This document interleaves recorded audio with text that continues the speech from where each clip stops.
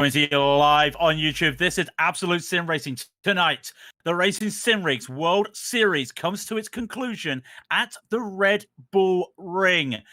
After a whole 9 weeks of crazy racing at the likes of Suzuka, Daytona, I know, Daytona, it can be crazy, Silverstone, Road America, Spa, you name it, they've even been to Bathurst. Tonight, they finish off on something rare, something new, the Red Bull Ring. Good evening, something voice that you may not be used to. I am Craig King. With me tonight is Cameron Halls.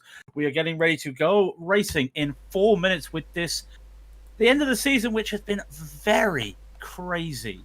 To give you an idea of how close it is, there is very few points between all three classes. If this is your first time watching, here's an idea of what we get with the Racing Sim Rigs. We have the pros, we have the pro-ams, and we have the amateurs.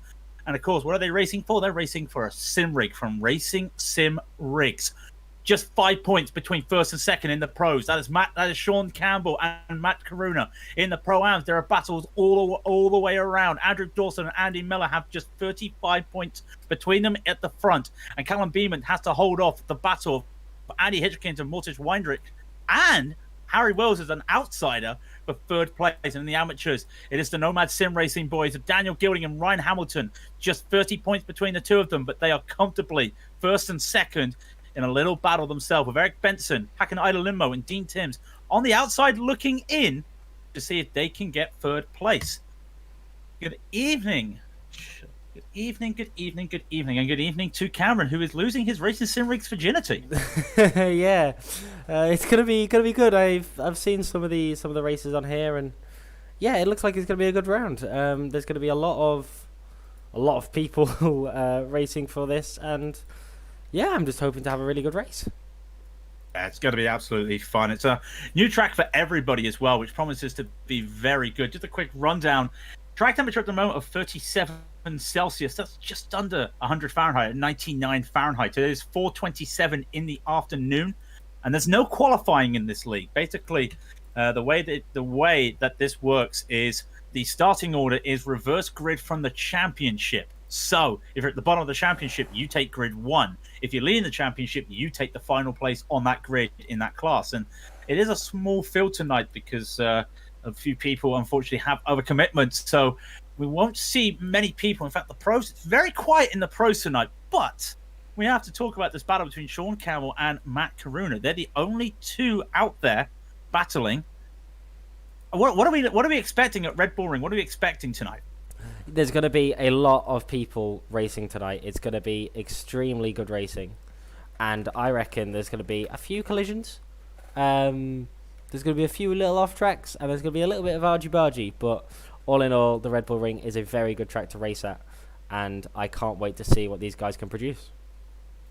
Yeah, Red Bull Ring is I say the brand new track. It's been out now for a month. Just over a month on iRacing, but the first time I've had the honor of being able to do some racing or commentating around in it as well.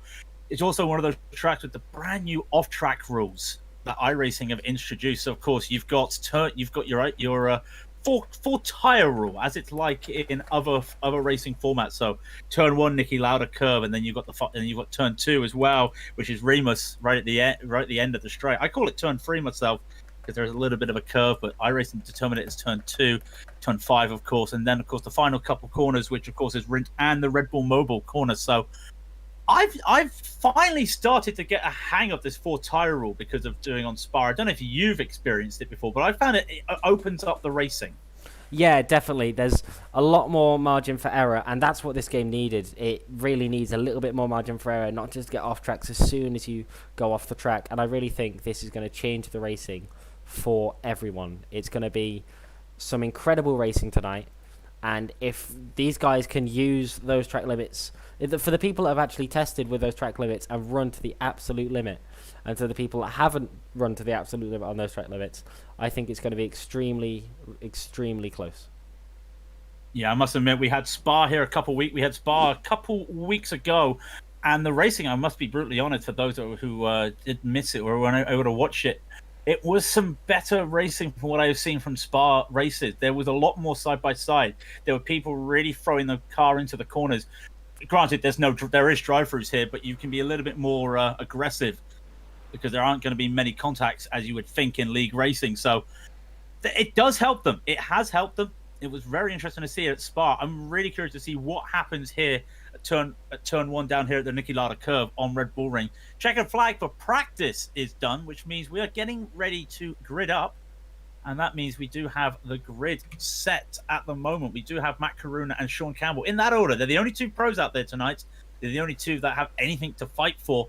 Neil Butler has sealed third place. These are the two that will be fighting it out for the championship. Then it's Taylor Lane leading off the pro-ams with Jonas Dreyer, Ethan Bass, Tom Dandridge, Harry Wills, Mortis Weinrich, Callum Beeman, Andy Miller, and Andrew Dawson. Very crucial, those back through few drivers. And you two boys. For the amateurs, Albin Kelberg, Lee Mahern, Dean Timms, Hakan Ida Limmo, Ryan Hamilton, and Daniel Gilding. So expect the guys at the back of the pro-ams and the AMs to make their way up, but that turn one is going to be crucial. Yeah, turn one is definitely a crucial point on this track. There are people that can lose their races in turn one and people that can win their races in turn one.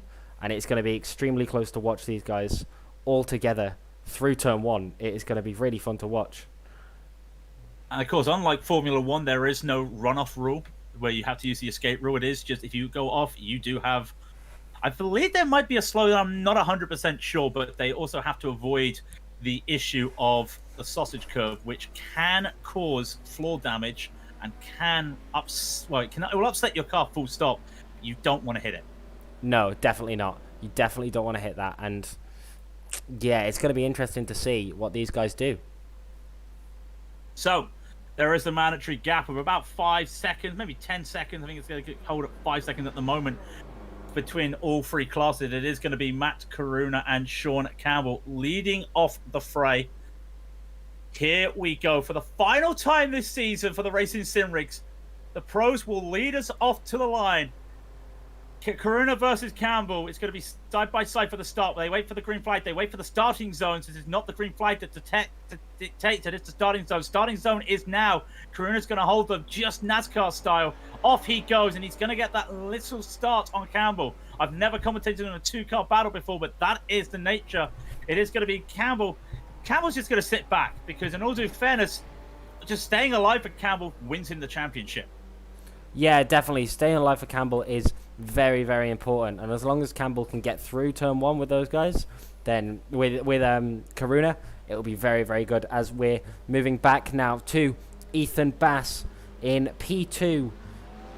And they've just started. Ethan Bass getting an incredible start, moving into P1 before even turn one. Amazing start by Ethan Bass. I think that's actually Jonas Dreyer. Oh, Jonas Dreyer, sorry. Having a bit of a moment. They're having a bit of a slide out of the curve, and it might set up Tom Dandridge to have a run down. There's nobody else that's having any runs at the moment. Dandridge will be the one down to Remus to see if he can make a move on this Ford. Ford's got the longer speed, but the late braking from Dandridge, he cannot make it. In the back as well, as they're just starting to bunch up. Moses Wondrich is going to put his nose in right there with Callum Beeman. He's not going to make it work as they go down to Sloshgold. Will he go for an outside in? He's looking at it right now. I don't think he's going to make that move. He might just get cut off. He'll have to go around the outside. I don't think that is. Are we going to have a Lando Norris situation? We're not, and he's going to lose more positions in the amateurs. It's all pretty quiet in the amateurs. Yeah, very, very quiet in the amateurs. They just had an eventful start as we move back to the amateurs and we see cars going too wide coming out of turn two. Really good stuff by these guys. Yeah. Dean Timms and Ryan Hamilton has to realize that he has to keep on here, so he's going to try the slingshot on Dean Timms, and it's worked. It's worked. He's got a really good run up to Sloshgold, but he's on the outside. That's the only issue. There is not a good swing back here because it's still on the outside. He's going to try and go too wide here. He's still too wide to go through Rouch, and he's just unable to keep that throttle down. He is just going to have to be careful. His teammate and his championship rival, Daniel Gilding, is just looking at this, and they'll just want to keep it safe at the moment. Yeah, definitely. Just keeping it safe, keeping it clean. But I am going to have to cut this off because we go back to the battle for P1, and it looks like Matt Karuna went off track. Here is a quick replay of what happened. Matt Karuna, just gets it off track going through turn 3, I think that is. Going on the grass, cutting the grass like Valtteri Bottas and losing the P1 position that is vital for him for this race. Yeah, he needs that P1. He needs that P1 and hope that Campbell makes a mistake. Not going well for him at the moment, but they are matching lap times. I say that Karuna was half a second slow because of that off track. So It will be pretty quiet in the pros, and they'll have to wait because it's a small track. They will get held up in a little bit of traffic. But meanwhile, in the pro, Jonas Dreyer, who's got nothing to fight for, unfortunately, is currently dominating. He's out of that slipstream that from Ethan Bass. He's managed to get ahead of Ethan Bass after that massive start that you mentioned at the start of the race. He really caught Ethan sleeping, and he's able to just keep it going. But Ethan Bass in that Ford, that tricky Ford to drive, but it's got the speed, and I think he's going to try to capitalize on that speed. Yeah, definitely. Very tricky to drive that Ford. Very, very tricky. But it has, as you said, got the speed in the straight line. And I really do think he's going to capitalize on that speed and try and get the pass done on a straight. As you see on a straight, going a little bit wide there. And so it's the Ford behind of Ethan Bass. This is extremely close by these guys. Yeah, Tom Dandridge looks like he's going to make a move with Ethan Bass. He's going to capitalize on that mistake. Can he make a move into the Niki Lauda curve? We're going to see some more too wide. The late braking from the VRT BMW may make this. Tom Dandridge is going to take that. Ethan Bass says, I'm not going to hold you off there. A little bit of sausage curve right in there from Dandridge, and that was set up Ethan Bass. He's now looking to make a move. He's trying to look. Where did he go? He goes right. He can't go there. He goes to the left. He will have to make a move around the outside or just give this position up. No way you're going to go around the outside of Remus, but it's late braking from Bass. He might make this round the outside of Remus. He has. What a move from Ethan Bass around the outside of Remus. Amazing move there by Ethan Bass. No one thought that was going to happen, but Ethan Bass in his Ford, braking extremely late and getting around the outside. Amazing move there by Ethan as they're coming. Oh, this is extremely, extremely close by these guys. Yeah, it's really close at the moment. Beeman and Weinrich are now right behind them looking in. Beeman needs a good finish here today. He needs to try and hold on to that P3 in the championship. And his closest rival, Mortis Weinrich, is right behind him. Andy Hitchkins is nowhere to be found tonight, unfortunately. So it's going to be hard. But he has to just realize that while he's got Weinrich behind him, he has to keep his eyes forward. Not battle too hard with these guys as Ethan Bass and Tom Dandridge. They're continuing to fight. Look at the late braking from Dandridge. He's going to go really wide here. And Beeman may say when they come down to turn one at Niki Lauda curve, I want that in that Audi. Yeah, definitely. I really wonder what's going to happen in this race. Nothing is over yet. We're not even 10 minutes in.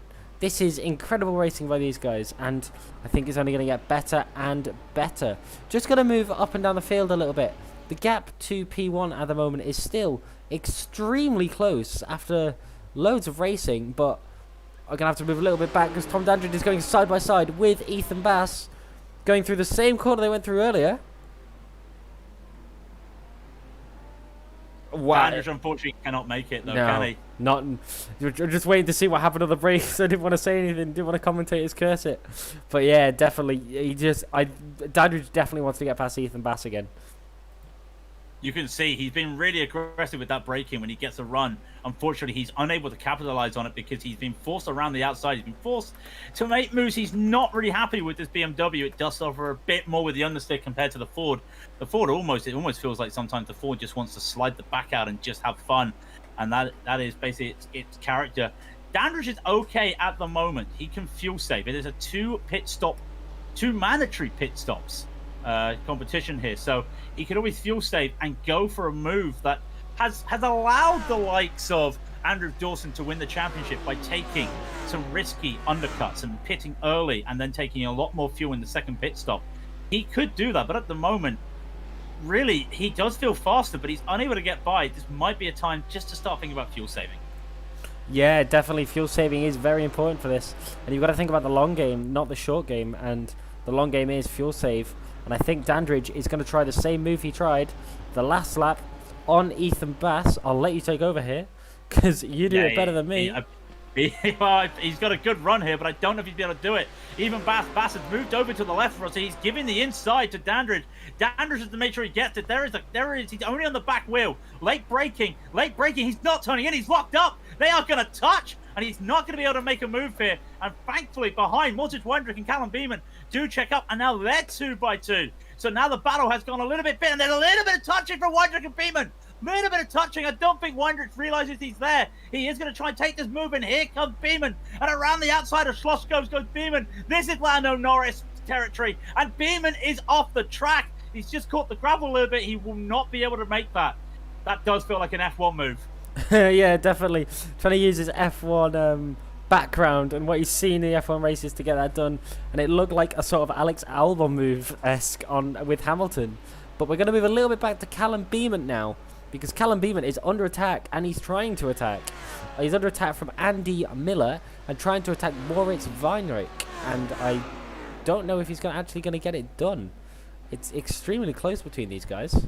Extremely close. Very close. Yeah, it's very close, and one mistake, it can just put you right at the back here. Little bit of slide there from Andrew Miller, but of course he's got his Midland Sim Racing teammate of Callum Beament right in front, so while he will want to be racy, he'll understand that you don't really want to take your teammate out, and especially with how he's sitting in the championship, Miller has got that P2. He's in a great position right now to he's got Andrew Dawson right behind him, so he's not going to be able to capitalize and take a victory in the championship at the moment. But for all likewise, he can take this and just feel happy with a P2. He won the amateur category last season.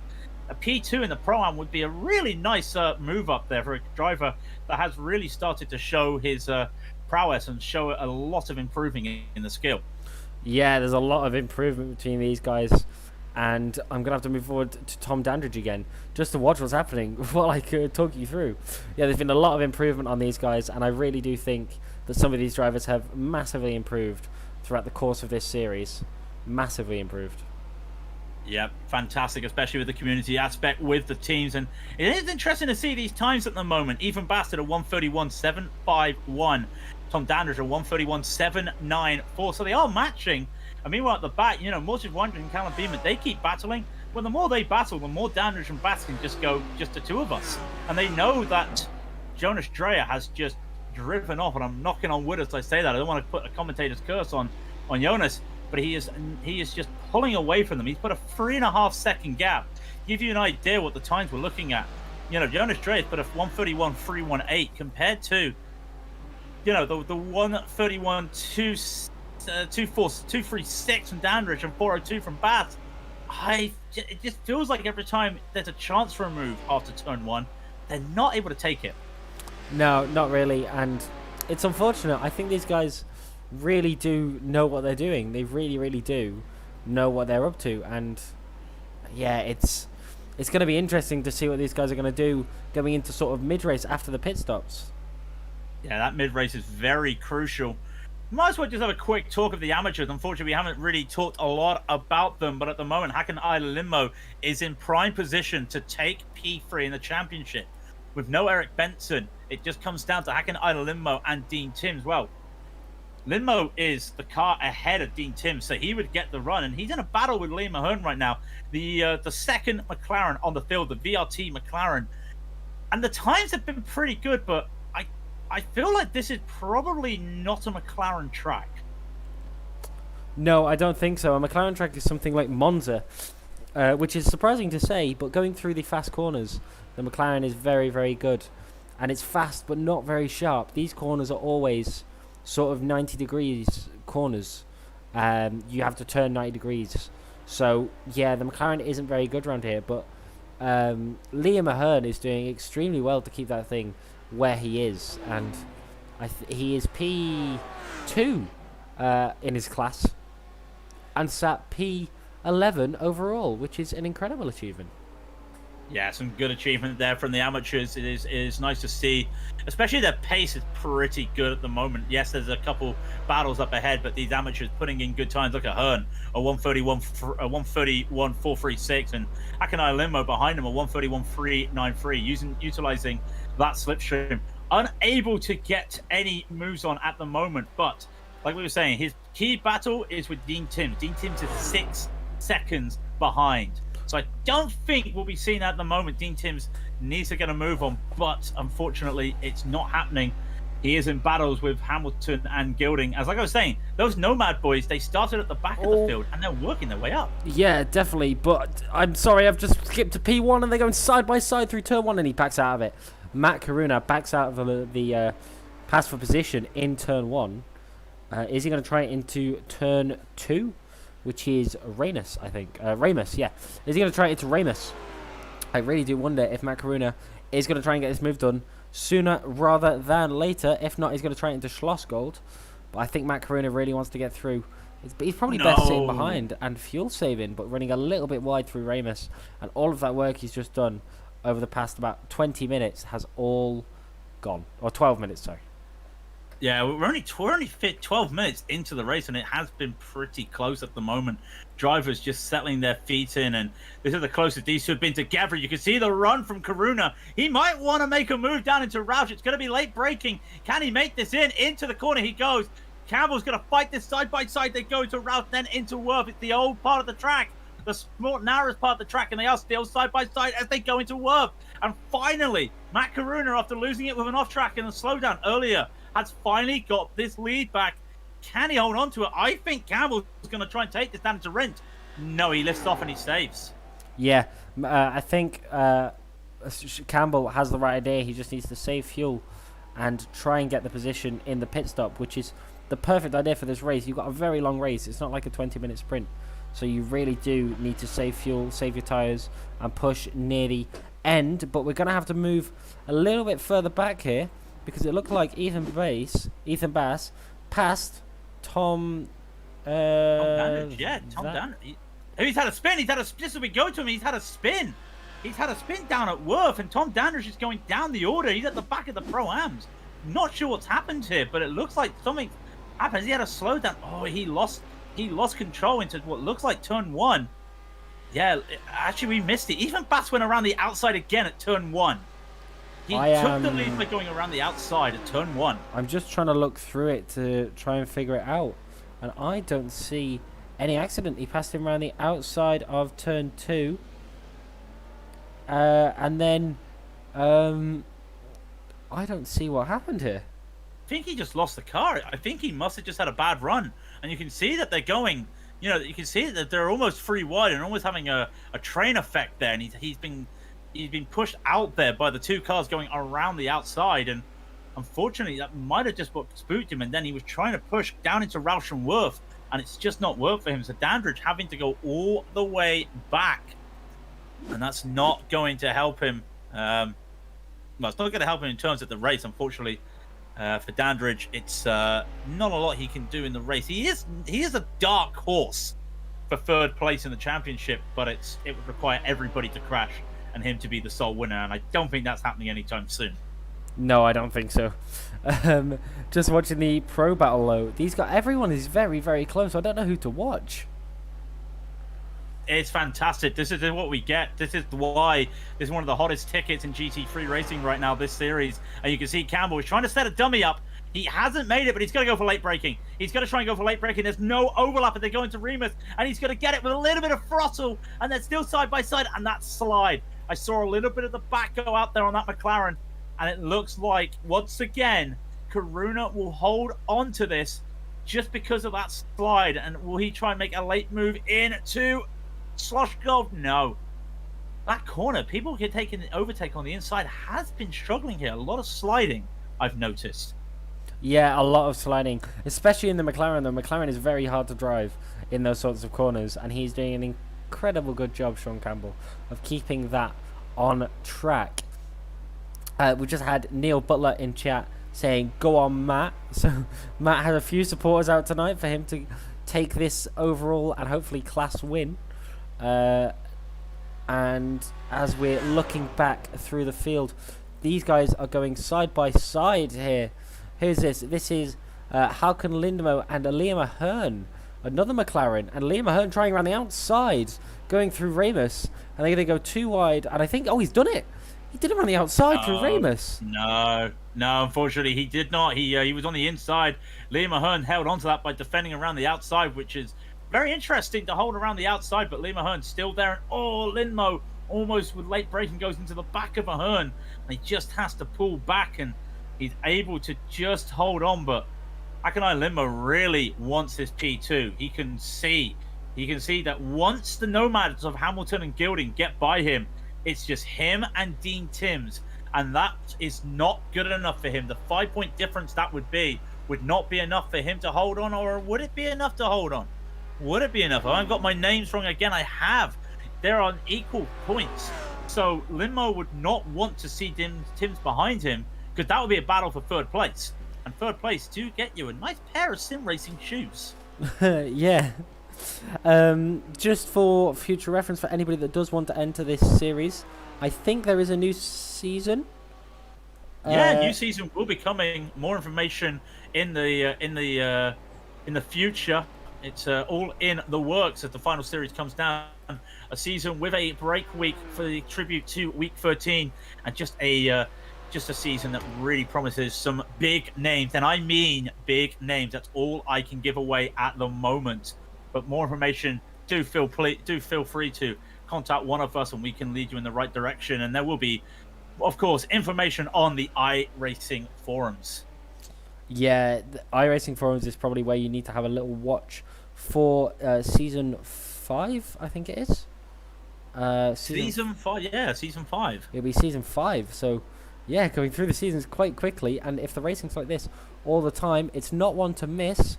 I've got to go back to the front because these two are still battling. Matt Carina and Sean Campbell are still going nose to tail, going through Ramus again. These guys are completely at it. But we're going to have to move back to Ethan Bass, I think it is. Yes, moving back to Moritz right, and Ethan Bass. Moritz trying to get the move done on Ethan Bass and gets it done, I think. Moritz on the inside, he does. Yeah, he got it done earlier in the lap down at Schlossgold, and he's able to get going. And Ethan Bass, unfortunately, has lost another. Well, he hasn't lost another position. He's just lost a P2 in the pro-ams when he was started P2, and he was having battles earlier. Late break. Look how late he broke there. Almost went to the back of Weinrich, and then just pays for it by going over the sausage curve. This might set up Callum Beeman.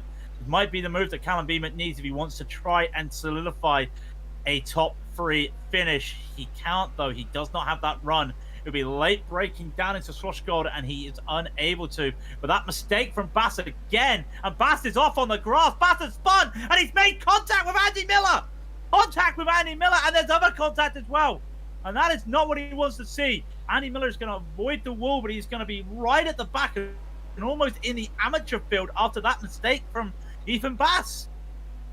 Yeah, Ethan Bass making, I would say, rookie error. It really was. Ethan Bass making a rookie error, and then Miller not having time to react and just crashing into him. I'm just going to see if we can get a replay of that. We should be able to. If I can go... Yep, we can do. So this is what Andy Miller saw. Ethan Bass spinning and then going to Andy Miller. Let's try and see this from Andy Miller's perspective. Andy Miller just coming around the corner, saw him spin, and he couldn't do anything about it and clipped his rear. Very unfortunate there for Andy Miller. Yeah, Andy Miller currently sitting in P2 in the championship, and we thought that he would be... he's pitting. He's pitting. Yeah, well, it is an early pit stop. Is it an early pit stop for him? That's the question. He can't afford to retire. And with 20 minutes gone in the race, he is looking for a very aggressive undercut. But I do wonder, has that caused any steering damage? That could be what we're looking at here. And in fact, I think he might have steering damage. I didn't see when he came out of the crash, unfortunately, but he does. He does have steering damage. I am surprised at that with that much. So he's got tires, and this is big implications. If he can't get out in time, that's hit P2 in the championship over.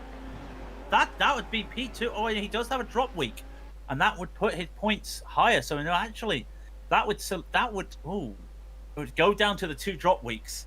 That would be pretty interesting. Going down to rules is quite interesting. Yeah. He's going to be taking a lot of repairs, though. And 12 minutes. 12 minutes repairs for Andy Miller. Wow. As he expected, when you get suspension damage, especially on a BMW, it's usually about 11 minutes. So 12 minutes is a big number, and unfortunately, that really is his race over. He will not be able to get any points with the 2-lap rule. So unfortunately, it all goes down now to points. So it could be, out of nowhere, that one mistake could send Andy Miller out of the top 3, and it would allow Callum Beeman and Mortis Weinrich to get into the top 3. I mean, Beeman's already 3rd, but it could promote Beeman to there. We're looking at 80 points, and with Beeman, it's 80 points. Beeman would need a very high score, and then factor in bonus points. Unfortunately, due to other points and such, we cannot officially declare the winner or the final position tonight due to the bonus points to good sportsmanship. Not getting in protests is basically the way. So we can't officially declare the winners tonight, but we can give you unofficial winners. Yeah, it would be very interesting to see. Andy Miller, very unfortunate with those 12 minutes of damage, and for an accident that wasn't his fault. He couldn't do anything about it. Very unfortunate for Andy Miller. And it's a shame as well, because you just tap the you just tap the wheel, and at the right point, if you tap the wheel, it's steering damage, and it is such a risk on iRacing and just away. And when I looked at it, I didn't think it was such a heavy impact, but car just went around. He had nowhere to go, and that was a lot of damage. So Andy Miller, he might come back out just to do some laps, but when you've got lap times of 1:30, that's going to be 10 laps, and we're lap 16 or possible 50 at the moment. So yeah, he'll be quite a bit out. Just got a quick message from Neil Butler. Behrman needs to win to go level on points, both with a win each. So Callum Behrman needs to pass Moritz Weinrich to actually get the win, and the gap at the moment there is 1.8 seconds, so it's not out of the realms of possibility. It's not out of the realms of possibility. If you see the times, Behrman with a 1:31.402, Weinrich a 1:31.683. So 2 free tenths in it at the moment, and just continuing to push on. And Behrman really using the Audi, really does the Audi well. I know Weinrich is in the Audi as well, but Behrman really got the reins of the Audi. It's really looking solid at the moment. It's not the strongest of cars at the moment. The Lamborghini, of course, is the preferable choice when you come to the as I call the Audi family. But the old dog, the Audi, is doing well, and he is pulling, and he has lost a few tenths this lap. But with I would say give us 5 8 minutes, and we'll see the pit window for the first pit stop start to open, and that's where time will be won and lost, especially on this interesting pit lane. I've never pitted on this pit lane. Have you? I have, and it is very difficult. You have to hold right to go inside the pit line. You have to slow down a lot, and it's quite dangerous for cars coming. It's going to be very interesting. There could be a massive crash coming into the pit lane. Hopefully there's not, but it is possible. Yeah, we've seen our carnage for the night, hopefully, and I do remember seeing it in the F1 where people were having issues in qualifying. However, there are brake lights on these cars, unlike F1 cars, so they should be able to see. And there we go. Andy Miller has retired the car. The fate of his championship rests in the hands of Moritz Weinrich and Callum Behrman. Yeah, it's going to be very difficult. It's going to be very difficult, and it's going to be very interesting to see what happens. Yeah, it's just going to be quite interesting. Yeah, it's one we'll have to be glued to. I'm currently glued myself at the back of the field. The amateur battle. Lee Mahern has got the Nomad drivers of Ryan Hamilton and Daniel Gilding behind him right now. He really is struggling at the moment. In fact, during that time, he's also lost a couple seconds, Lee Mahern has, to Dean Timms, and Dean Timms is only 3 seconds behind. But yeah, Dean Timms is in a battle with Hakanai Limmo, and Hakanai Limmo has taken a pit stop, an early pit stop. That was interesting. Did we miss something there for him to take a pit stop? I'm not entirely sure. But he took a pit stop, and Dean Timms just hoping, and while I'm saying that, Lee Mahern's gone off. While we're talking, Lee Mahern has lost it down at Worth, and then he's lost it on his own accord. Did he just lose the back? Yeah, too much speed. Back of the car went. I am trying to get the replay, but it is not playing ball. Lee Mahern, let's watch, see what happened. Lee Mahern, did he just use the back? Oh, he lost the back end. No, that was very nearly a big crash. Yeah, but that allows the Nomad boys, as I call them, these two, they are inseparable. From every league that I've ever seen them in, they are inseparable, and they've run the table, they've run the grid. There's a small grid tonight, but even still, even when it's not a small grid, they run the grid, and here they are, Hamilton, Gilding, battling together, and really they're just pulling each other along. As I like to use the analogy of a peloton, this is a two-man group just trying to catch up to a breakaway of Albin Kelberg, who we haven't talked about all race. He's just been there, 7.5 seconds leading the amateurs. Yeah, he's just been pulling away slowly every single lap, hasn't he? And it's going to be very interesting to see what he does during the end of the race. But one little pit stop mishap could chuck this all out the window. Yeah, one accidental tick of the tires, and that's all your time gone. Ooh, just watching Ryan Hamilton just having a little bit of a slip there at Rouch. There shouldn't be any hard racing between these two drivers. They are teammates, and they do like to just stay together. But they'll be looking to make sure they just get ahead, get to the front, or stay together, and just don't lose any position. So you'll be seeing them on the timing towers very close together, but don't expect any battling from the teammates there. Unlike other teams, I'm looking at the Midland Sim Racing when they had to decide the championship last season between the two of them, but it has gone pretty quiet. Just a quick question here from Andy Hitchings. Why this stream isn't on Radeon TV?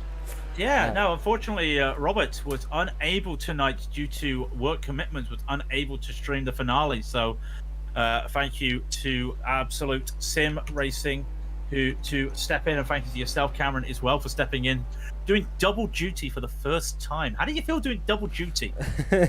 It's difficult, let's say that. We've got another stream going on at the moment, which is the ASR's GT1 League that we're hosting, and to do both at the same time is a little bit interesting. But yeah, I'm leaning into it. I'm loving the racing. The racing's very, very good around here, and it's going to be a very interesting race. Obviously, the stream isn't set up completely properly as we'd want it to be with ASR, as this was a very, very quick throw together, very last minute. So the transition is actually Sim Racers World TV. It's not meant to be, and if I could change it, I would, but I can't, so I can't. It's meant to be ASR, but it's not. So yeah, that's why that has changed. But apart from that, it is extremely close between pretty much every single car on track at the moment.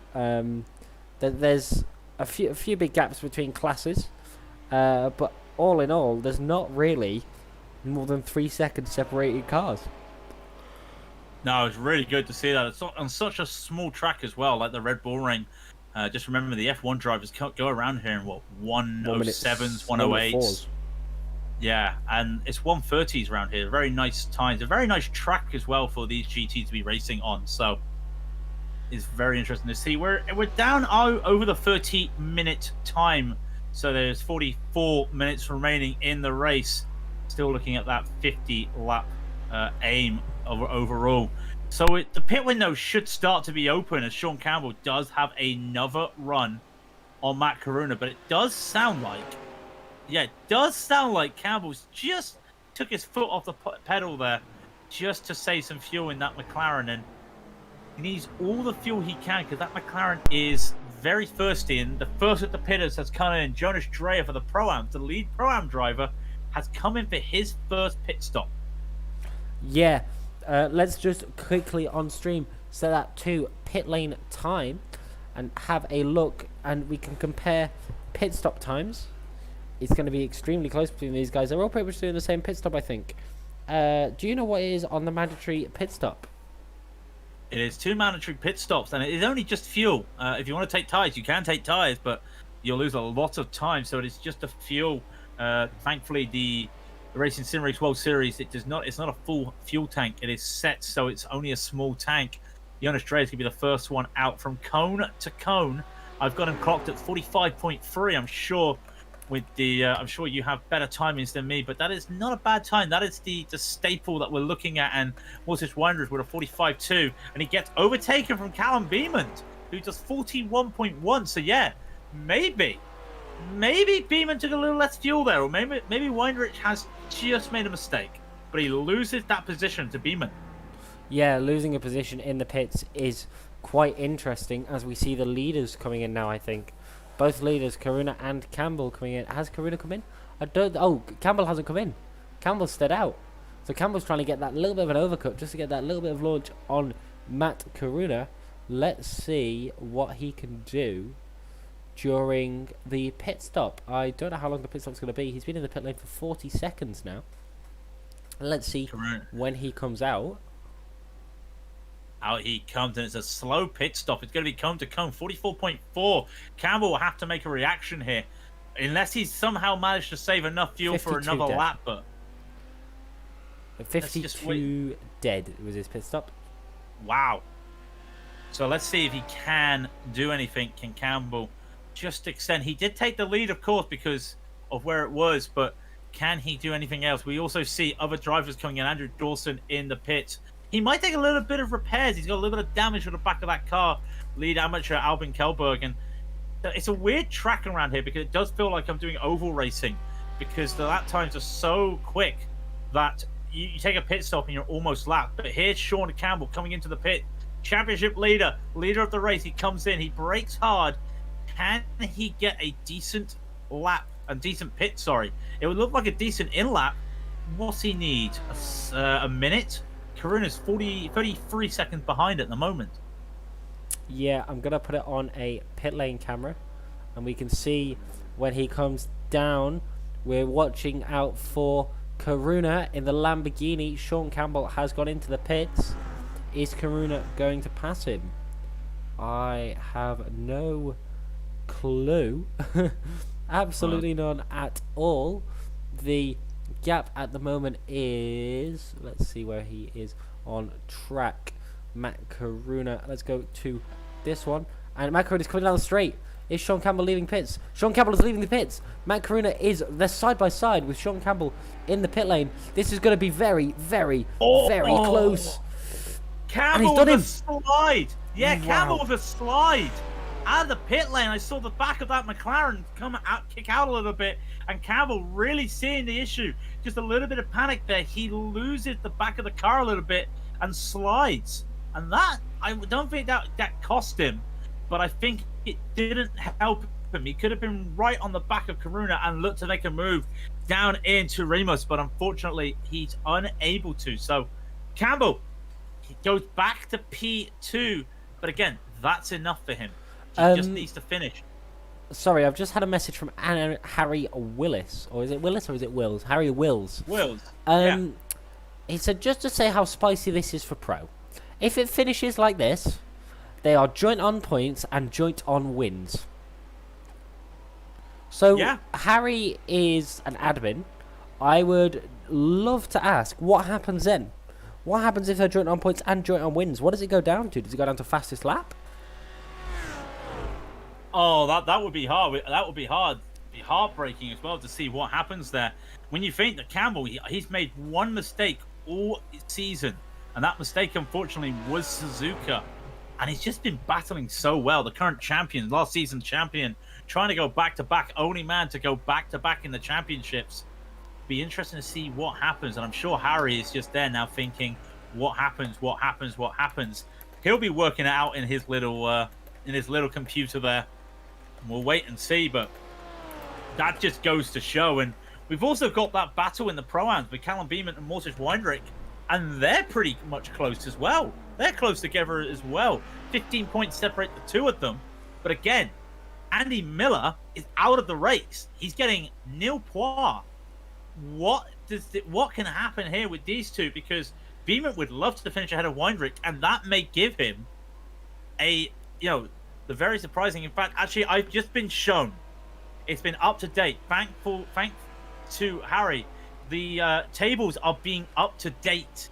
So as it stands right now, and it's only as it stands between Weinrich and Beeman, 685, 670, Andy Miller would have 690. Beeman needs to get to Jonas Dreyer to win the championship, but he's 9 seconds ahead.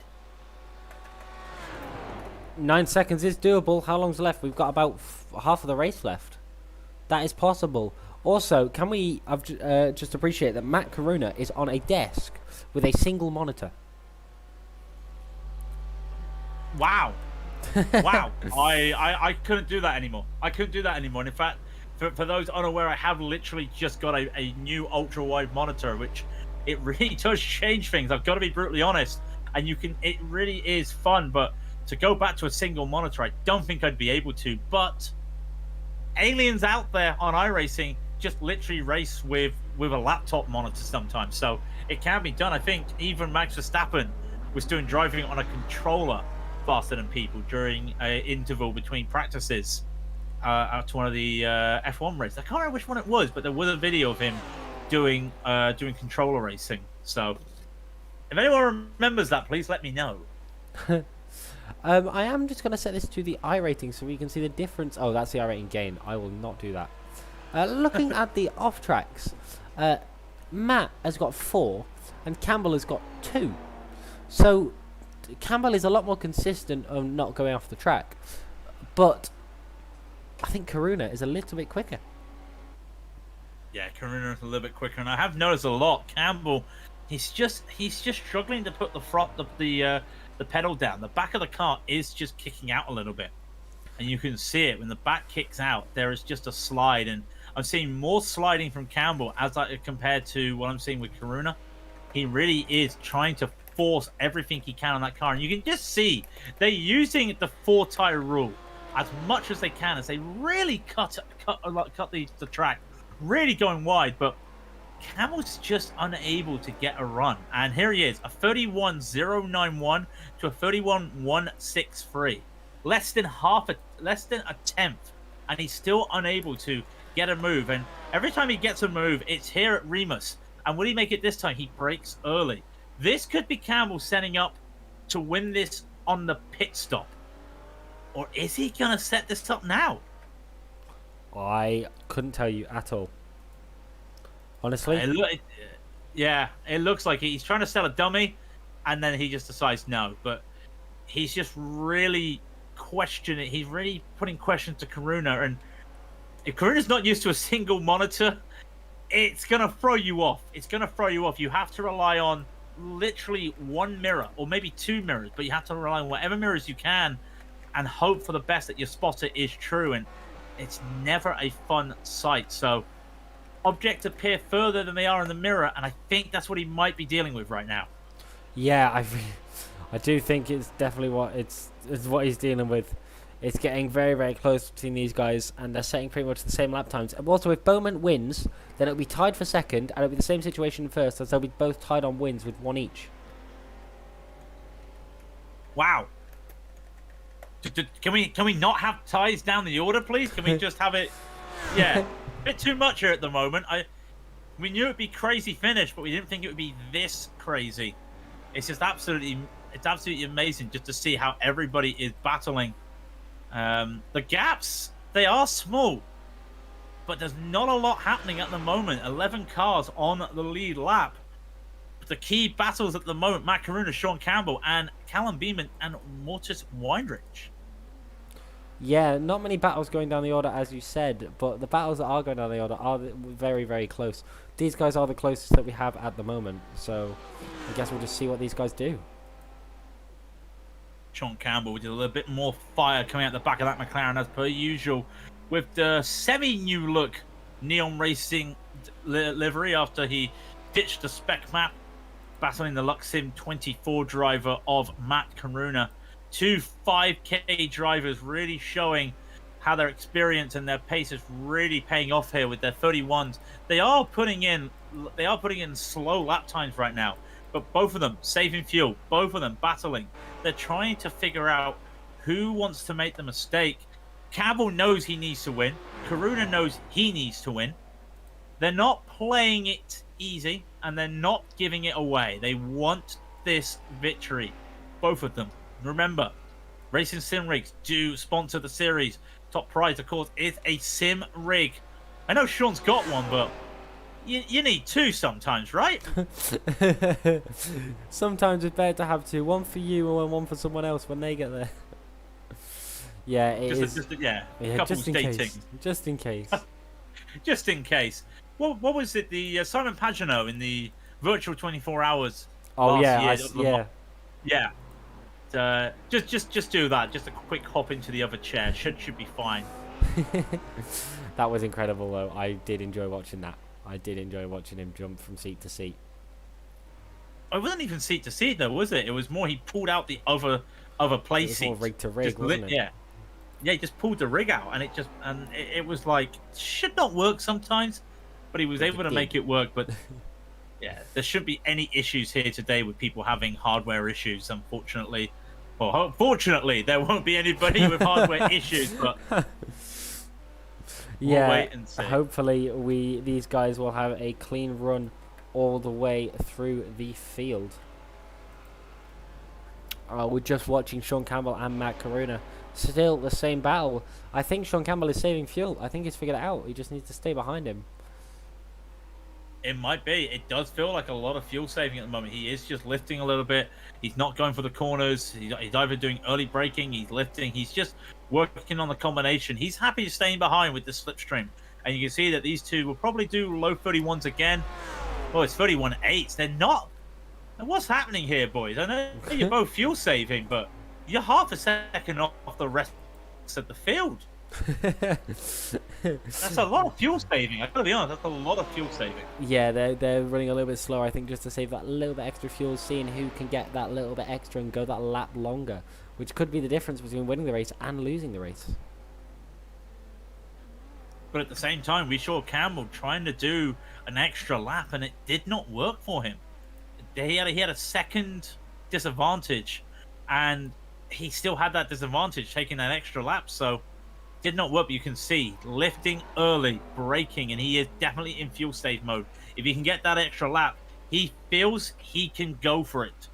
Be interesting to see just down the order. Be interesting just to go down the order. Hakan Ida somehow, after taking an early pit stop, is in the lead.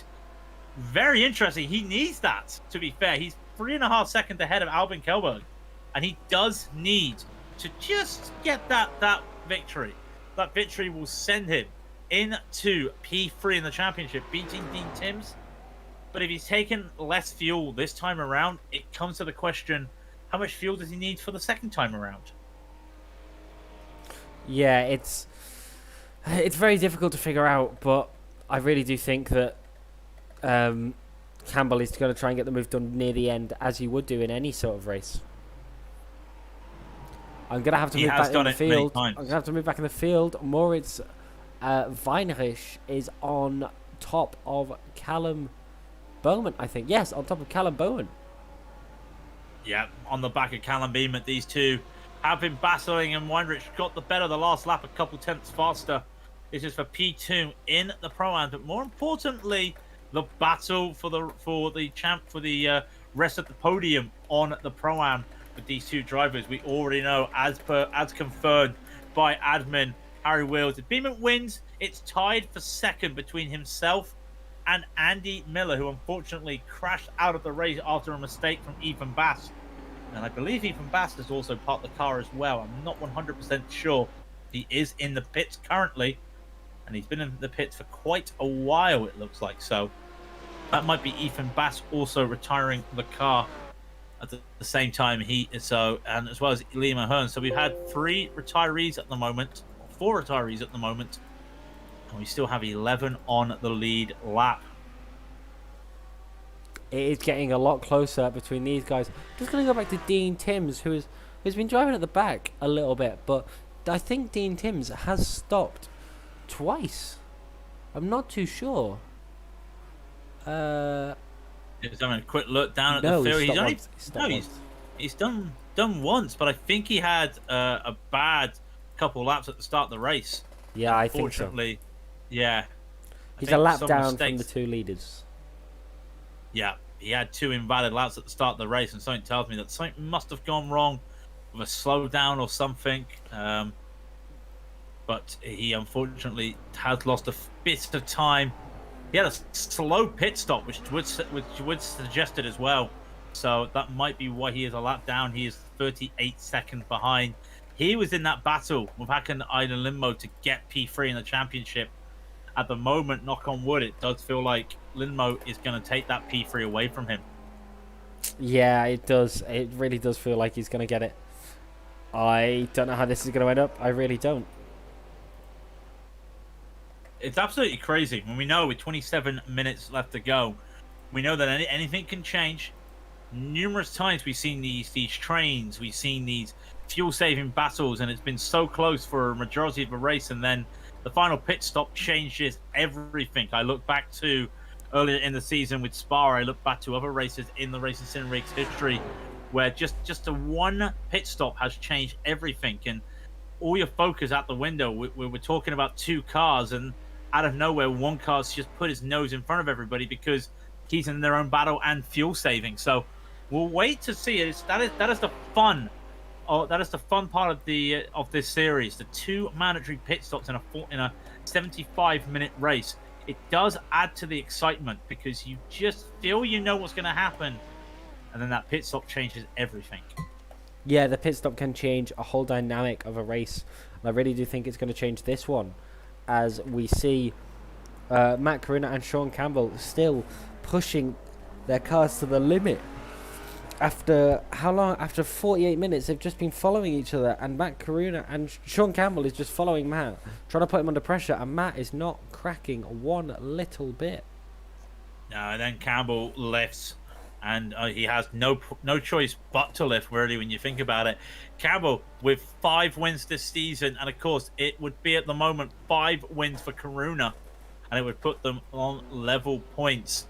I mean, if you had to look back at the count back, it would then, you look at your most second places. Guess what? They have the same number of second places. Guess what? They have the same number of third places. They have the same number of fourth places. What is going on with these two drivers? Harry Wills, if you could enlighten us, what happens if this carries on? What happens to the championship? Who wins it? He is currently pulling whatever hair is left in his head as he's trying to work out how they do this. We're going through all the permutations. It's incredible just to see the difference. Akinai Limbo goes for that pit stop. As I was saying, he pitted early. He has to pit longer this time, so he's in the pits. But it's absolutely crazy when you think about this. Sean Campbell, he started the season so well. Hockenheim, Monza went to him. Silverstone did not go to Silverstone, then went to him. Caruna fought back after having a 4th and a 5th and a 2nd. Fought back when they came to round 4. They came to Daytona, and it was the Lux Sim drivers pulling a fantastic move. They had a break. They went to the Nordschleife, and who else would win that? Who else but Sean Campbell as Caruna crashed out? They then went round 6. They went to Suzuka. The one mistake Campbell made, and Caruna capitalized on it. Gilles Villeneuve was a quiet week, but Campbell got back there. And then round 8, just a couple weeks ago, when they went to Bathurst, it was Caruna, and then it was Caruna again for Spa, because I don't like pointing it out, but Campbell forgot to set his alarm clock and fell asleep and overslept. I just like to point out, Harry Wills has come back to us. They are looking at what happens if this is the outcome of this race. They don't know either. Ethan Bass is out. Ethan. He's been out for 20 minutes, but I've only just noticed. Yeah, I think he had I think a lot of that issues stem from what happened earlier in the race with that spin, that unfortunate spin he had, which took out Andy Miller. Totally accidental, of course. We're not saying anything on purpose. None of these guys are doing a Senna, but unfortunately, that is the way. Or a Hamilton, or a Rosberg, or name a driver. There's a 3-car battle now going on in the Pro-Ams for P2. It's Callum Beeman, Mortis Wendrick, and Andrew Dawson. Championship leader for Eclipse has decided, I'm going to jump in and actually, no, you know what? I'm going to go for my last pit stop. And this is something Andrew likes doing. He takes a early pit stop at the end just to see if he can do anything. It won't matter. He's still going to take the championship regardless. So he will come into the pits right now. I say regardless. He might actually lose it if he crashes. So he needs to stay going right now. Comes in for a safe pit stop. Just stay alive, Andrew, and the championship's yours. Callum Beeman is under pressure here from Moritz Weinrich. I wonder how this is going to end up, because Moritz hasn't got anything to fight for, but Callum needs to get up to P1 in his class, which is now 15 seconds away. So this could be quite interesting to watch as Moritz moves to the inside. Is he going to try and get the move done on the cutback? I think he is. No, he doesn't have the speed. Problem with the cutback here, it's such a great idea to take a cutback, but you go from a right-hander straight to a left-hander, and the cutback will probably usually force you to the outside. And unfortunately for Wondrick, that's what's happened there. Beeman will live to fight another day. But if they've seen the likes of Dawson take a pit stop, they've seen some other drivers take pit stops, they've got to start asking themselves, do I go? Do I risk it? Do I not? It's just one of those things. Even Campbell at the front will be asking himself the exact same question. You know, do I go for this? Do I don't? What do I do? It's just going to be one of those. And especially with the way the traffic goes around here as well. That's something we haven't brought up. Yeah, the traffic is pretty bad around here. Sorry, the stream has just gone extremely weird. Sorry about that. Yeah, the traffic around here is pretty bad as we are having technical difficulties. What on earth? Let's go back to the Slow-mo there of Mortis Weindrich, I did see though. Yeah, the slow-mo. It was more the fact that it just went to a different scene. I don't know what that was about. But anyway, moving back to this. Yeah, the traffic around here is extremely strong, and it can be extremely strong all of the time, which is, yeah, it's going to be incredible to watch. Especially in multi-class racing around here when we've got 3 different categories. We just have everybody going around, and you've got different people with different skills, so you can get held up here. It's multi-class, but it's not multi-class, if you get my drift there. So just got to hold on. And if the leaders, if Campbell and Karuna were to pit right now, they'd be around the back of the lead amateurs. So that just gives you an idea of what would happen. Maybe between the pro-ams and the ams, but just to give you an idea, with 20 minutes left to go, where do we look? We look everywhere. P2 in the championship for the pro-ams currently tied. P1 in the pros currently tied. Oh, I hope you're all ready for your nightcap, because in 20 minutes we may know who's going to win this. But at the moment, I haven't a clue. Neither do I. Haven't got a clue who's going to win. Haven't got a clue what's going to happen. Oh. It's going to be interesting. We're keeping our eyes everywhere. Everywhere at the moment. The pit lane, the drivers. The track temps dropped, by the way. It's now 32 Celsius. We started about 37 Celsius. Now down to 32. That's 89 Fahrenheit. Humidity is also pretty crucial. 49% humidity. That's not why Campbell's having a bit of the slides at the moment. There's pretty good grip out there. They are now 19 and a half minutes ago. We're looking at 49 laps. Earlier, I was thinking it was 50. No, it's going to be 49 at the moment. 49 laps, and they're currently starting lap 37. So it doesn't feel like there's 12 laps to go, but there's 13 laps to go, sorry. If I could do maths, I would be very good. I have a degree in accounting, and I can't count. Yeah, it does help when you're, an accountant, that you can count maths, count numbers. Yeah, if I can't count numbers, then what am I doing? It's a good thing I don't do that anymore. Absolutely fantastic to see this. Every time I think Campbell could do a send, could do a move, it's something that you would see in a lobby. You'd think that he'd go for that move. He does not. Callum Beeman, by the way, is in the pits. Mortis Weindrich is not in the pits. This is crucial. The gap between them was about half a second. So Beeman needs a very good pit stop, and Weindrich needs the in-lap of his life. Yeah, he really, really does. He needs to get a perfect in-lap, and we are having some technical difficulties on the stream. I do apologise. We'll try and get back to Sean Campbell as quick as we can. Yeah, sorry about this. Well, at the moment, it's a good thing we don't have a lot of battles happening at the moment for the timing tower. We can keep you up to date ourselves. Campbell and Karuna, I just want to keep my eyes on them. Is one of them going into the pits this time? Do you know, it almost felt like Karuna tried to bait Campbell into the pits there. That's what it felt like, unless I just missed out the speed there. They'll go around again with 18 minutes to go as they start lap 38. Mortis Weindrich is halfway through the lap. Callum Beeman, 38.9 seconds cone to cone, according to my stopwatch, which has proven not to be very good. But Weindrich, where does he go? In fact, I'm just trying to see where Weindrich is just coming around Worth, and Beeman is just out of Ramus. So yeah, Weinrich will have to not make a mistake here. And then for Beeman, he'll need everything he can. He'll need everything he can. Mortis goes for another lap. Has he saved that much fuel? I think he has. I really do think he has saved that much fuel. Wow, and he's got so much clear air. Yeah. So just an update, as it stands in the Pro-Ams, Andrew Dawson would win the championship with 740. Andy Miller would be on 690, who is out of the race, of course, after an incident with Ethan Bass. And Callum Beeman, if it stays, well, basically, Callum Beeman would have to win. And unfortunately, he's not winning at the moment. He's in P2. He would finish third in the championship by 5 points. 5 points, really? That is extremely close.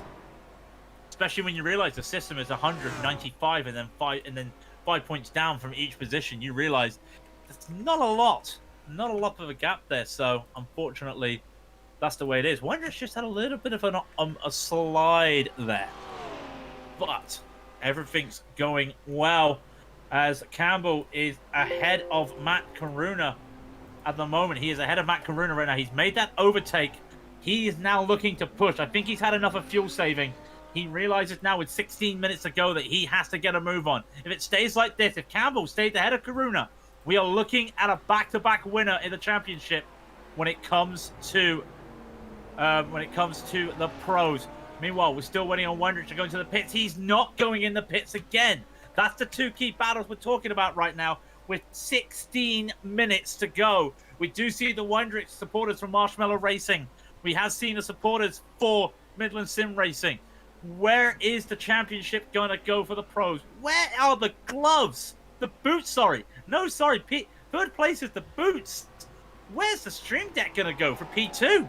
There's a stream deck for P2? I should have entered this. Well, you can next season. Next season information will be up later in the future. We will wait to see what happens for the next season. Of course, all the action will be on YouTube as per usual. We'll wait to see. It promises to be interesting. And like I said, I can't say anything apart from we're going to get some names in next season. That's all I'm going to say. I'd love to know who those names are. I can't say anything. Can't say anything.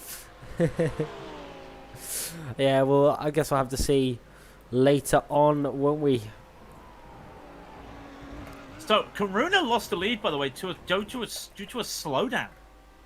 By the looks of it. It almost looked like he had a slowdown. Yeah, he had a slowdown. And that gave Campbell the lead. I've never seen a slowdown here, but yeah. He cut too much by the looks of it of a corner. Was forced to take a slowdown. So that's why Campbell's taking the lead with 14 minutes to go. They still need to do another pit stop. Yeah. And again, Mortis Wondrich hasn't not pitted. No, he definitely... It's extremely close. I'm really curious here if Beeman's jumped the gun.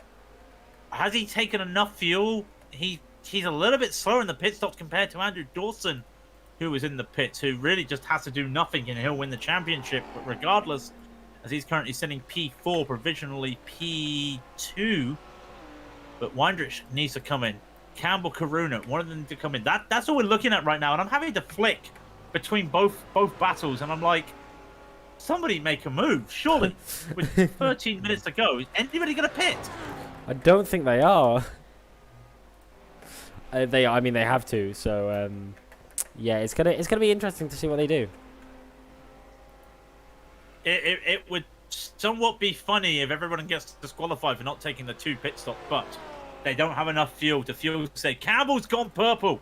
132.58, Karuna 133.44. I think both these guys realize now that they're racing. No more fuel saving. They're racing. And Campbell pitted a lap later than Karuna last time.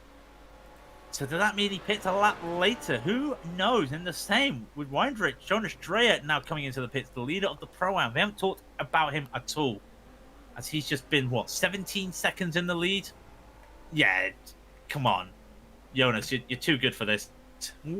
Great speed from Dreyer tonight. He could get another victory. And here comes Weinrich.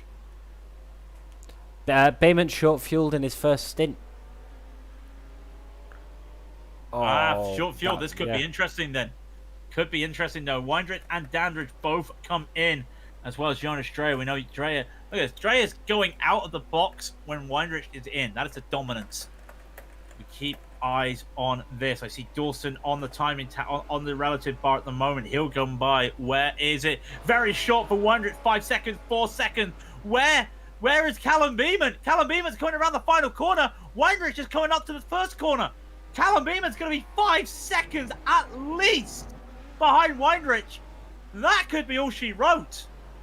I think it is. He's fourth. Callum Beeman is fourth. He lost the position to Tom Dandridge as well. Wow. The short fuel stint did not work. Did not work for him. And unfortunately, that puts him out of the equation. And I can just see that the boffins are looking at this right now. That could put Mortis in P3. It could do. Somebody check that. I'm sure Harry is now frantically looking right now because a P3 would put him, a P4, sorry, would put him down on 80 points.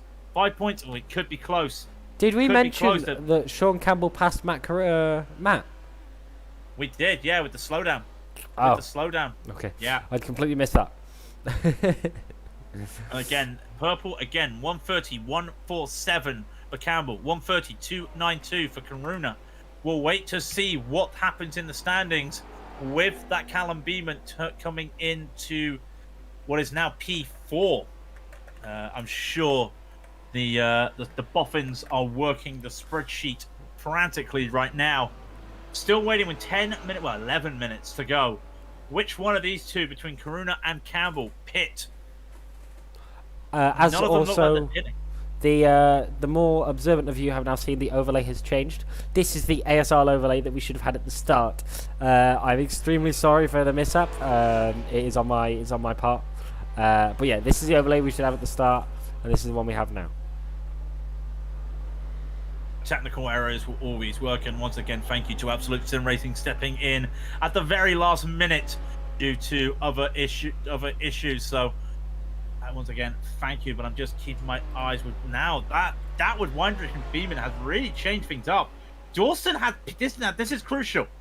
This is crucial though, because while there is a 2-car gap between Weindrich and Beeman, Weindrich is P3 and he's battling the championship leader in Andrew Dawson.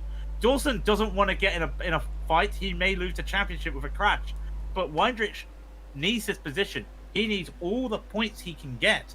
That gap is 7.5 seconds between him and Beeman. They will not catch that. There's no way that will be caught. But we'll wait to see. And yet again, like, Karuna and Campbell, like, running on air right now. Surely they've got a pit. I don't know if we can actually check the fuel of the cars. I'll have a look through and see if I can find how we can check the fuel of the cars. They might be coming in this time, though. It does feel like it might be this time or in another lap. And actually, early braking for Karuna, he's going to come in. I can tell straight away the way he broke for that penultimate corner, he's in. And he's lost a lot of time to Campbell doing that. He will come into the pits, and as we expected, Campbell will take another lap. And look what's in front of Campbell, the lead amateur of Albin Kelberg. He's going to get a slipstream. He does a 1:29.935. Campbell, this in-lap will give you the title. No pressure, boy.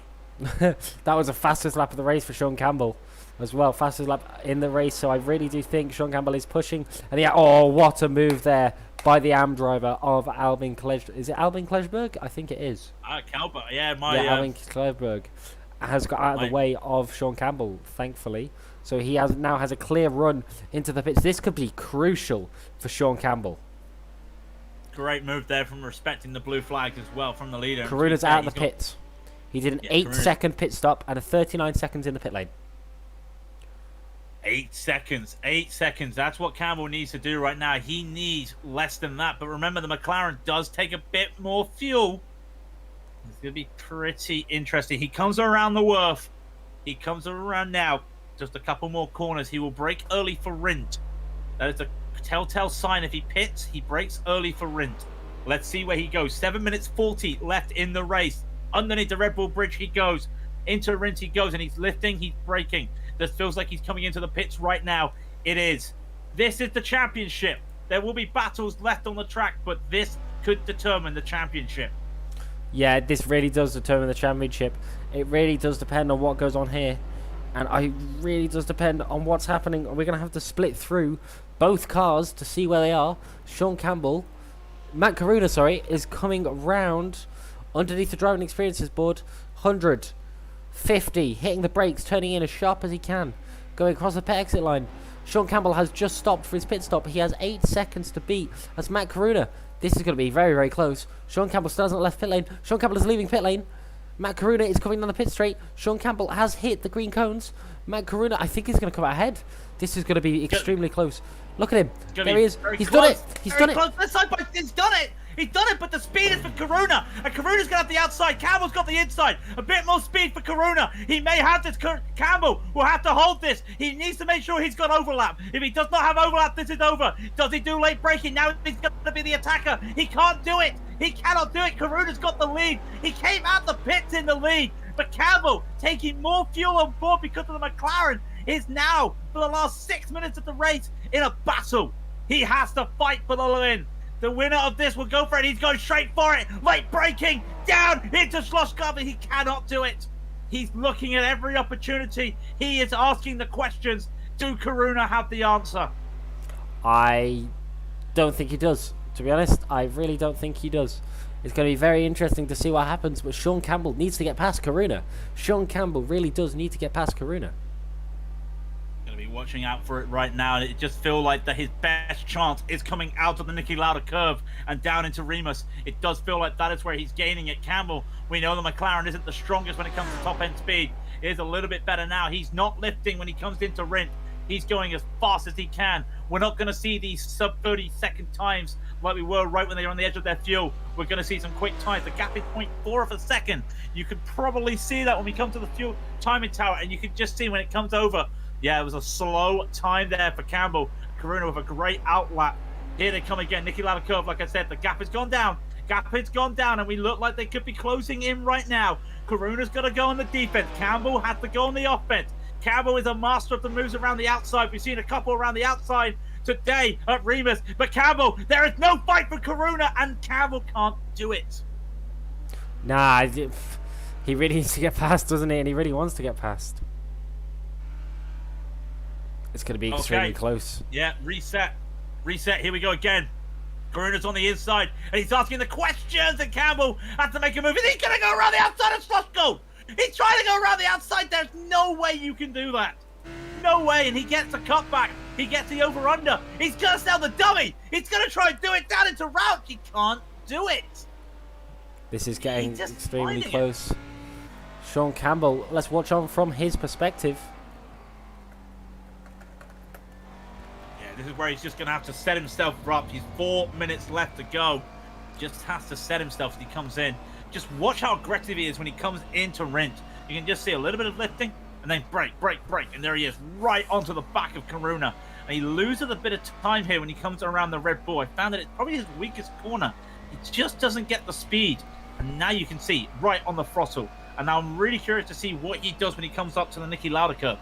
Somehow, he's finding just a bit more time. He's finding more speed when it comes in compared to Caruna. You can just see, once again, stop me if we've heard this again, Campbell's got a run.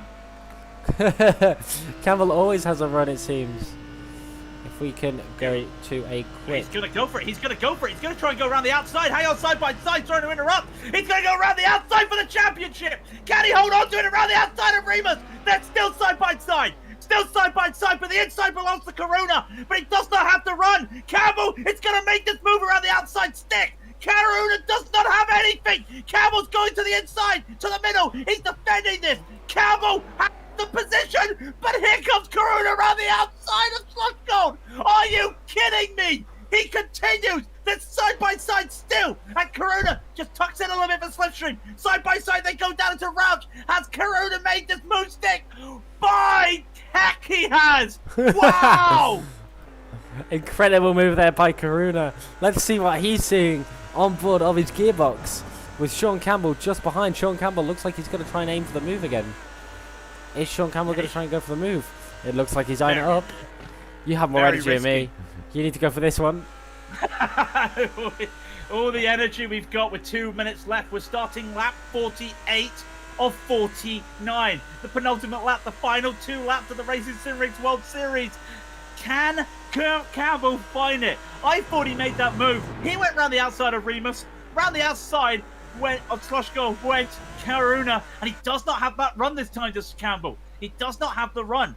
So he's going to have to look at this. Maybe set himself up for Sloshko.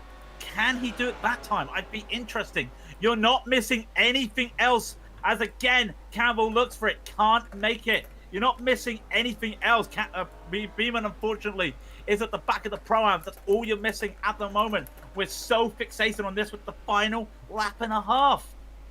Oh, man, can he make a move? Look at it again. They sell the dummy. He sold the dummy. He's going to try and go for it. He can't.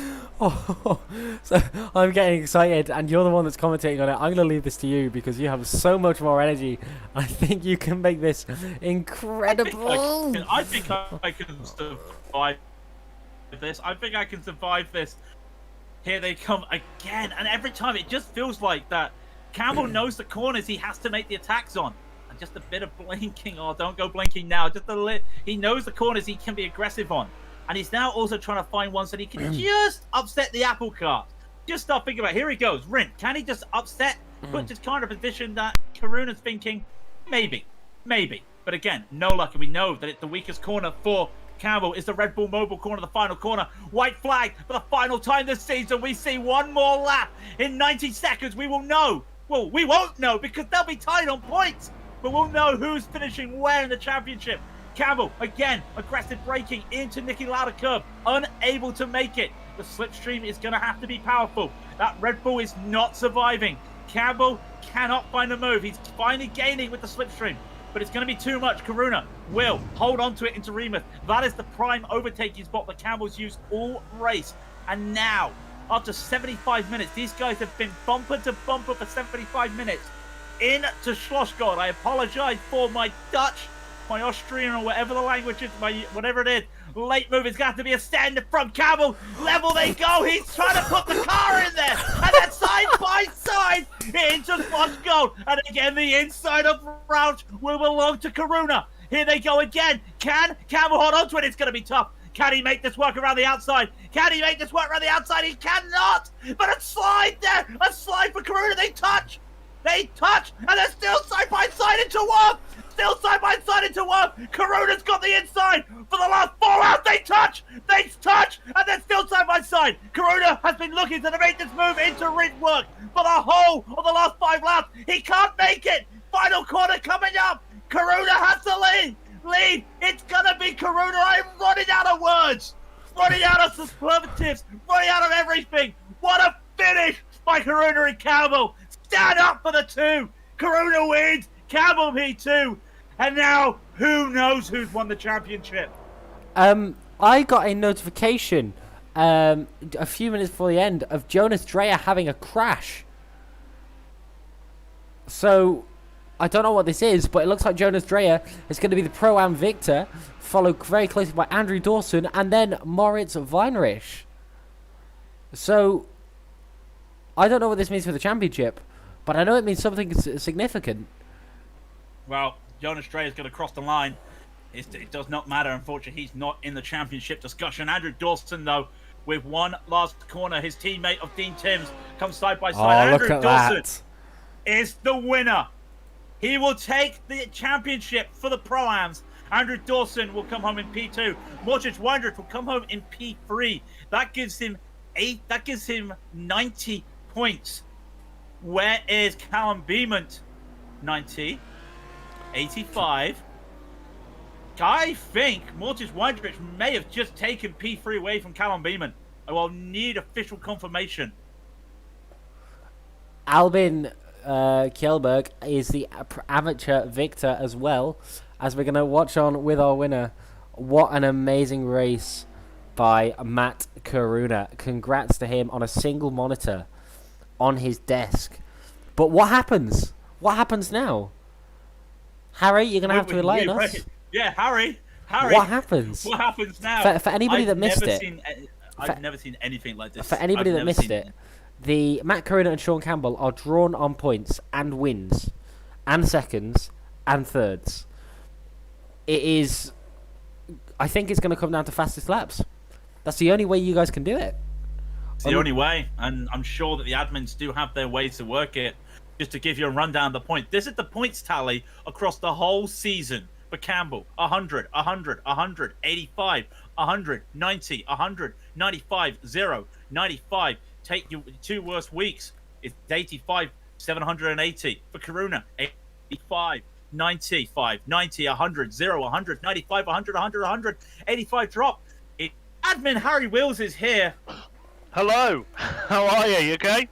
Settle this down for us. In long and short of it, I've just been looking at fastest laps, seconds, and thirds, and they're tied on everything. No, They both have 4 fastest laps each. The other 2, one was Billy Fletcher, and the other one was Pat, who started the season. So, as it stands, literally down to everything, they are they're tied on everything. No. So I can't separate them at the minute. So I've got to really dive in and look at and have a chat with the other admins about a way of deciding who's actually won it. I can't believe that. They are tied on first, so what we always do is we look at who's won the most races. Obviously, they're both on 780 points with their 85-point drop round off of that. They are then tied on seconds because they've both had 2 second-place finishes. They've both had 1 third-place finish and 1 fourth-place finish each. They both have a drop round of 0. Sean's was on round 9, Matt's was on round 5. And then we looked at the fastest laps, and like I said, they're both on 4 each. So the only other way to go is by looking at who's led the most laps through the course of the season, which was going to take obviously a little bit of time to trawl through everything. But that is probably the way that we'll separate the championship, is to look at how they've who's been leading the percentage of the most of the race. Now, if I'm right as well, Harry, Yep. I've counted that Mortis has overtaken Callum. Let me have a little look on that as well. It was a little bit Because tied your up up-to-date just- spreadsheet wasn't up to date. yeah, well, let's have a look right now, and we can put some light on that. I'm pretty sure, unless something major comes out, that Andrew Dawson is your winner in Pro-Am.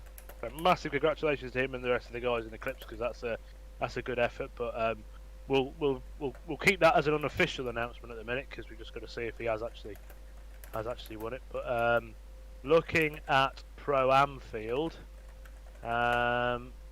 if there's a tie in Pro-Am, which I think there was, looking like there was going to be between Alan D and Callum at one point. Have a little look. 95. Forgive me, doing it on the fly here, which is always the best way to do it. Andy Miller with a 0, but that reduces his drop to 0. Callum behind Dan. They are both tied, so they both are. Mortish and Callum are both tied. No, Callum wins. Callum had a second place. Yeah, I'm just looking here now. So Callum got a second place at 95 points. So yes, Callum is your second place guy there again, unless something actually changes or anything. We got to stress to the stream once again. It is all unofficial. It is, depending on any protests or penalties. So. Yeah, anything outstanding. And then in AM as well, of course. Fair to say that Daniel's driven an absolutely fantastic season so far. So far at the end as well. So he's wrapped up AM, and I think as well in second place will be Ryan, of course. So those Nomad guys there, and I'm pretty confident in saying that I think they've wrapped up the teams championships as well. There were 14-25 going into this, so. Pretty sure that Nomad are the, again, unofficial team championship winners of this as well. Yeah, and I think that would also give Hakanai and Limbo that third place over Dean Timms. Fantastic racing all around, and I kind of lost my voice, so thank you very much. Yeah, Guy, I thought I'd just dip in and say, well, number one, obviously great thank you to everyone who's taken part so far this season or throughout the course of it. Number two, I want to say a thank you to Rob and Craig, of course, for bringing for putting the season on, of course. But I also want to say a special thank you to you, Cameron and Dan, for stepping in right at the very last second and being able to cover this for us. So really big appreciative for that, and maybe there's a bit more news to come on the horizon of you guys and us. So, but yeah, big thank you to everyone again, and hopefully we'll be seeing everybody in here back for season 5, or potentially season 1. That might be again another bit of news to come out in the pipework. So.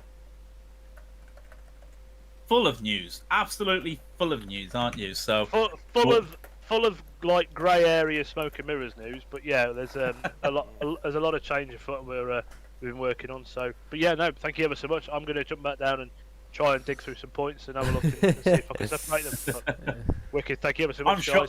I'm sure on socials or wherever on Discord we can let everyone know what happens on that hectic. I've never seen anything like it in my life. So I thought that there was going to be a massive accident at one point. Those pair were like really close to each other, and again coming down that back straight, there was a bit of contact. It was like, oh, this is it, it's over. But but fantastic racing from the pair of them all season, and of course with some new rules that we're bringing out, hopefully that pro field will be just as close as the rest of them. Obviously, not to dive into too much detail of it, but we brought in a cap of I rating on the pro field. It limited quite a few drivers out of it, but that's now gone. So we'll be having the best of the best in that pro field, like kind of the way it should have been. So, but yeah, look, I'll leave you guys to it. Thank you very much once again, and speak to you soon. Speak to you soon. Thank you very much, Harry. Have fun. Cheers, guys. All the best. Well, that we can't say much now because of that finish, but I would just like to say it was a pleasure being here. That was some incredible racing, and hopefully we can get back to doing some more of this with Absolute Sim Racing. I'd love to do more of this. It was amazing. I really enjoyed it. When I say, and I'm a hype man, but when I say this is the hottest ticket in GT3 racing, trust me, these guys showed it, because if they can be close racing, what can anybody else if they join this series? So like we said, more information for what could be a new name and a new season could be happening soon. But like I said, pay attention. I'm sure if you contact us, we can point you in the right places if you are interested. It is going to be fantastic. I don't know how we sign off. I don't either. Sign off? Well, I think what we can do is definitely go join the Discord, guys. Whoever is watching, join the Discord, and you will be up to date as soon as the winners come out. You'll know exactly when they come out, who it's going to be, and who wins each championship. And I still don't know who it's going to be and how it's going to work, but yeah, I think that's the only way we can end this. We don't know what's going to happen, and it's going to be interesting to figure it out. Welcome to the cliffhanger, folks. This is where it's going to be. But thank you once again to Cameron and Absolute Sim Racing for stepping in at the last minute. I have been the stalwart of Radio on TV and the stalwart of the Racing Sim Rigs World Series, Craig King. That has been Cameron Halls. As I believe I've got that right first time. As everyone knows, my pronunciation is bad. But once again, thank you so much, Cameron Absolute, for doing this. I shall let you sign off, but thank you, everybody, for the season. Thank you, everybody, for tuning in tonight. It has been some incredible racing, as we have seen. I can't wait to come back. I really hope that we can commentate on the next series. 10 weeks of full-on racing in GT3 cars, and if it's like it is tonight, it is going to be incredible. I've been Cameron Hawes. I have been extremely happy to be joined tonight by Craig King, and hopefully we can definitely come back to this incredible series. So thank you guys for popping in. Hopefully we'll see you all again on our streams, and yeah, it's gonna be a really fun series. Don't forget to subscribe. We have quite a few series going on at the moment, including GT1s made by us, made by Absolute Sim Racing. So hopefully we'll see all you guys again. Thank you for watching, and I'll speak to you guys later.